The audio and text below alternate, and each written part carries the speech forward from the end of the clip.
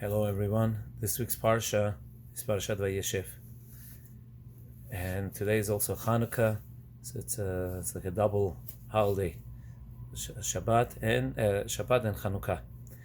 Now, this week's Parsha has 112 psukim.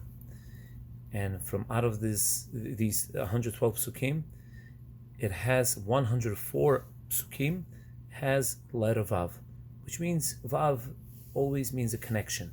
It connects. Vav means end, so one pasuk is connected to another.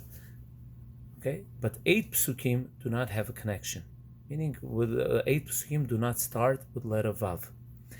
So, what's the significance? What do we learn from this? The answer is that 8 represents the life of a Jew. Even though the whole parsha of Vayeshev, it seems like it's like a cause and effect, that Yaakov, he liked Yosef, and because of this the brothers hated him, and because of this they sold him, and because of this the merchants bought him, and because of this he was sold to Potiphar, and because of this his wife, meaning everything looks like a cause and effect. But a Jew has to know that his life is supernatural. We're not dependent on the cause. We're not dependent on the nature.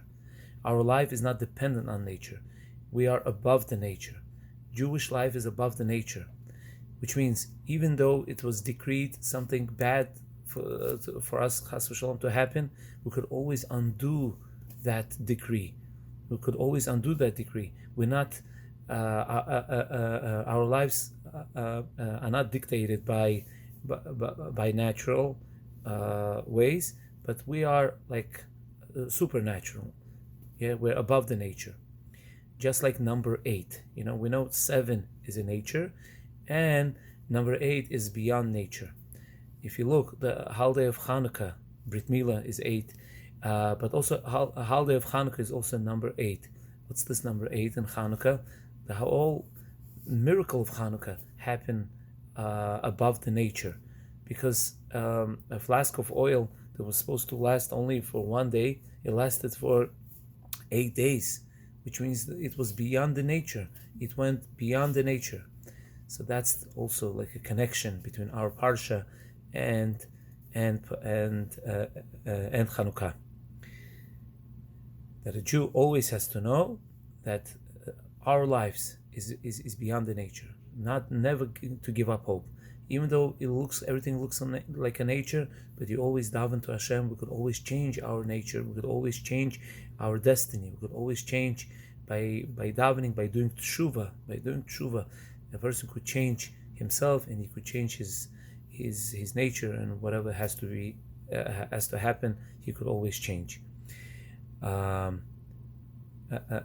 would like to say another thing on this Parashat Vayeshev.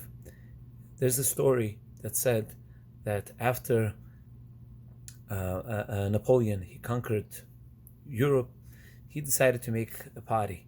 And in that party, he invited like different religions, and people got up and gave speeches. But then he turned around and he sees that there's no Jewish representative. And he sent his soldiers. He said, "Go find me a Jewish representative. Go find me a rabbi. Find me somebody who will represent Jewish people." And what happened was they went and they searched and they found, in the middle of the night, they found a rabbi. They knocked on his door. They woke him up and they said, "Listen, Napoleon wants to speak to you." And the rabbi had no choice. He got up and he went, and he comes to Napoleon. So Napoleon asks him to speak. So it happened to be that week. That week's parsha was Parashat Vayeshev also, and the rabbi decided to give Divrei Torah to Napoleon, and his Divrei Torah was like this. He said. It says by Yosef at the end of the parsha that Yosef was thrown into the dungeon, and he sees a cupbearer, the one who used to give wine to Paro, and also he sees a baker, and both of them are in the dungeon. And both of them, they were ministers, they were important people, and now they're in dungeon for whatever crime they for whatever crime they committed. And what happened was that both of them had a dream, and they come and they tell over the dream to Yosef. When Yosef hears their dream, he tells the cupbearer, he tells him, listen, he says, he interprets him the dream, and he says, in 3 days you will come out from jail, and you come to the Paro, and you will be back to its original state, which means you will go back to your original state. You will be giving wine to Paro again, okay?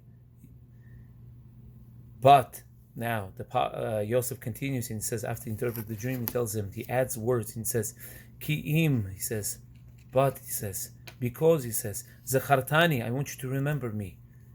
I want you to remember me, just Ki'im Zachartani itcha kasher itavlach. Just like I did good to you, but please remember me. Now, but he didn't just say, please remember me. He says, Ki'im. What's ki? Ki means because. Now, what's this because? Like, what is Yosef adding? So this is the speech the rabbi is giving to Napoleon. So he adds, so explanations like this, that Yosef was telling, the minister, he's telling him, listen, you are, in 3 days, you're coming out from the dungeon. Now, naturally, if someone committed a crime against the king, usually they take them and they kill them right away. You committed, especially a minister, you committed something, a sin against the king. But here it looks like supernatural. Why? Because you're thrown into the dungeon, and now you're coming out from the dungeon.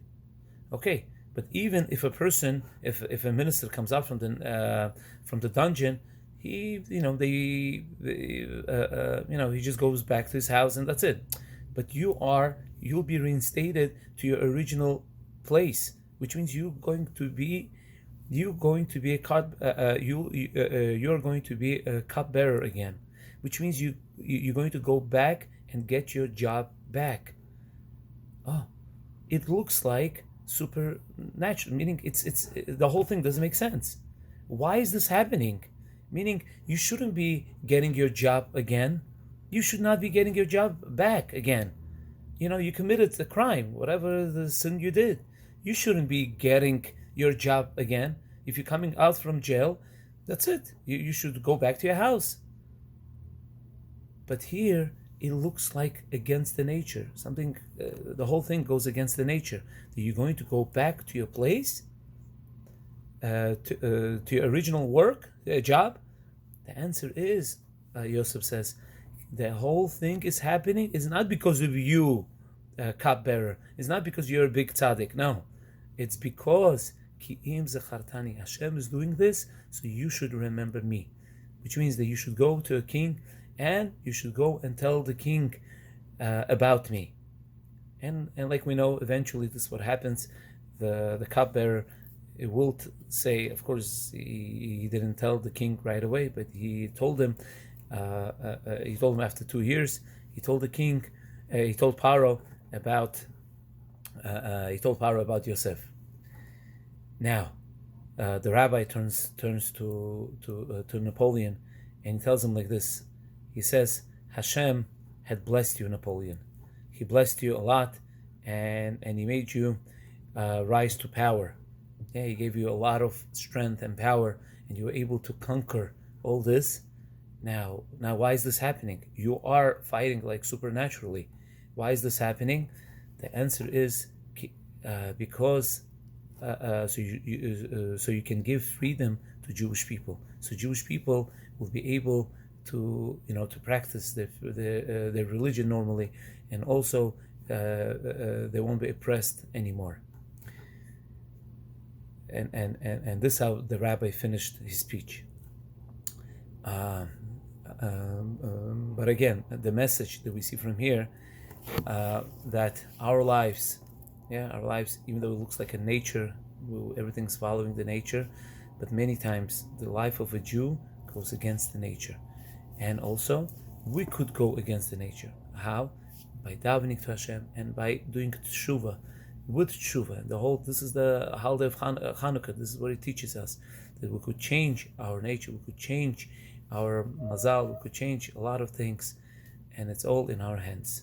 Of course, if we have to do teshuvah, and learning Torah, and coming close to Hashem, and like this, we'll change. Have a great Shabbat. Shabbat Shalom.